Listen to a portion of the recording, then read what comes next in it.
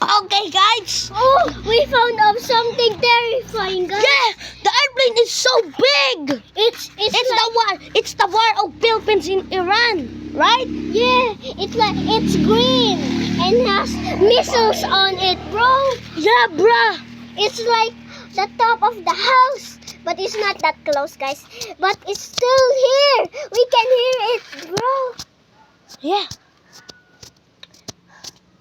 Wait. I think it's gonna be the war, guys. It Yeah, started. I'm too scared if what about the airplane? The airplane of Iran will go to top of the home of Irish and it will, and then when it fall the bomb, it straight into it, right? And your house too. Yeah. Oh shit, bruh.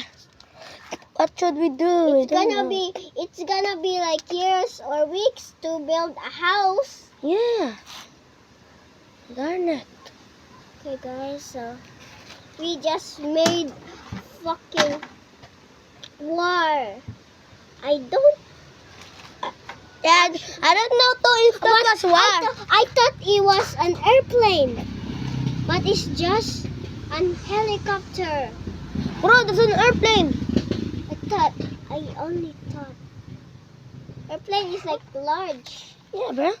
And that was straight and like We like don't war. know if it's a war, if it is a It's war. war. I think.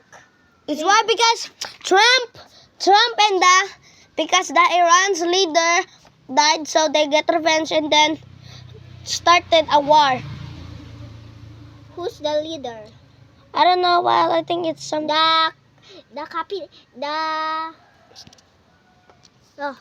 so hard to English. Yeah. The president of the Iran. No, the president of Iran. He died in 1 year, and then now it started. Oh my God, that was the armies of truck. An army of truck. So hard to English, guys. I'm so sorry, but it's okay. That's I think it was an army of truck because it was okay. I think a tank will go here. Okay.